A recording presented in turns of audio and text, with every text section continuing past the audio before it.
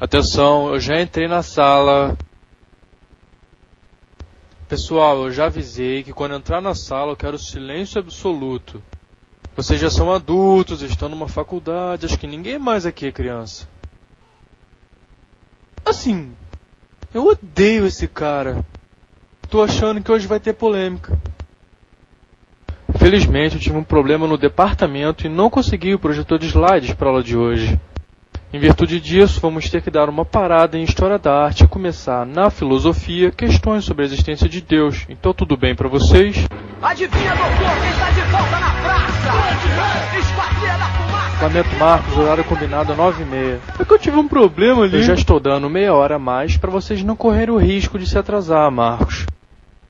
Vamos fazer o seguinte, vou fingir que nem vi ele entrar. Mas não quero que confunda a regra com a exceção. O horário combinado é 9h30.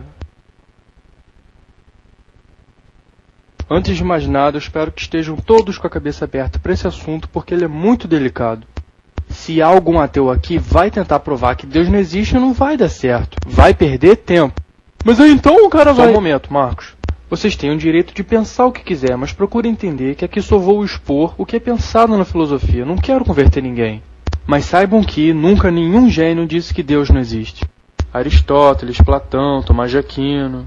Só com exceção de Nietzsche. Nietzsche fala que Deus não existe porque ele era infeliz, era rejeitado pelas mulheres. Era aluno de Schopenhauer, que também tinha lá seus problemas com as mulheres.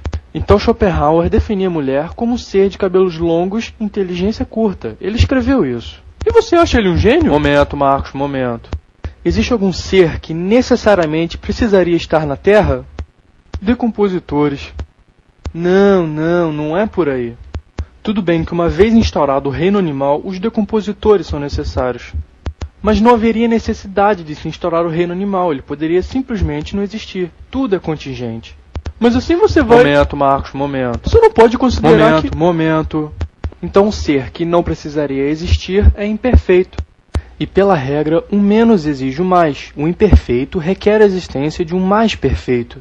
Se tudo é contingente, algo é necessário. A esse ser necessário com a perfeição em seu grau máximo, a filosofia chama de Deus. Qual é a sua dúvida, Marcos? Não, agora já respondeu. Qualquer coisa fala comigo depois da aula, então. Tipo assim, o que será que vai cair na prova? Deus existe ou não? Prove. Pois não, André. Queria saber se eu posso afirmar... Não faz isso não, é horrível. Não, deixa pra lá.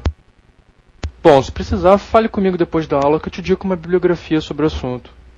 Você não pode simplesmente afirmar que Deus existe tendo provas que contradizem. Marcos, as teorias que grandes nomes da física e da astronomia formularam foram anos de estudo pra nada. Calma, Marcos. E a teoria de que o universo é infinito? Como você se justifica contra isso? Tá vendo? Era isso que eu queria evitar. Opiniões pessoais, tentando provar o contrário, eu avisei que seria perda de tempo. Se Deus existe, quem criou Deus? Você quer dar aula no meu lugar? Não, porque se você está querendo competir comigo, só pode ser isso. Eu posso falar com o departamento para acertar isso. Pois não, Ivan? Eu tenho um livro lá em casa que fala sobre esse assunto, mas eu não sei se ele é bom. Posso trazer aqui para você ver? Claro, traga o livro para mim e eu digo se ele é bom ou ruim. Aliás, alguém leu o Heródoto que eu recomendei semana passada? Pessoal, vocês têm que ler os livros que eu recomendo. No meu tempo, o livro falado em sala era livro lido. Outro dia um amigo meu estava querendo me provar que o Código da Vinci era um bom livro. Eu falei, deixa disso, vamos tomar um café, mas ele insistiu e eu acabei lendo um trecho. É daqueles livros que falam, mas não dizem nada. Pecado mortal da literatura fazer uma tolice dessas. Pessoal, uma humanidade que lê Código da Vinci, Paulo Coelho, esses livros mais vendidos, desculpa lá, mas é uma humanidade medíocre. Por isso eu digo que a humanidade regrediu. Você não pode afirmar isso. Posso e escrevo. Posso provar. E inclusive tenho que agradecer a vocês, alunos da Escola de Belas Artes, que me deu excelentes ideias para meus artigos através de suas perguntas. E pessoal, quanto à questão dos livros, vocês até podem aprender com o tempo a identificar bons livros como identifica o timbre de um bom instrumento. Vocês sabem o que é o timbre? Todos têm essa noção? O timbre é uma sobreposição de ondas. Marcos, vamos falar em uma linguagem humana. Você precisa aprender a controlar suas palavras assim como o seu corpo. Aliás, vocês já leram aquele livro O Corpo Fala? É interessantíssimo! Você, qual o seu nome? Eu? É, você. Caroline. Caroline, vou fazer uma demonstração com você. Vamos fazer de conta que estou sem fome e agora me ofereça alguma coisa para comer. Você quer... Você quer guloseimas? Não. A mão funciona como se estivesse estabelecendo uma barreira. Mas agora vamos fazer de conta que estou com fome e com vergonha de aceitar. Me ofereça de novo.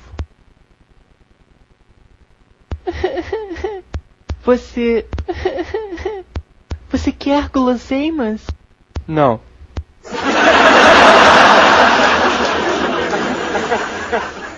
Pode parecer brincadeira, mas é assim que o nosso corpo age nessas situações. A boca diz uma coisa e o corpo diz outra. Não se esqueçam disso. Pessoal, obrigado pela atenção e até a próxima aula.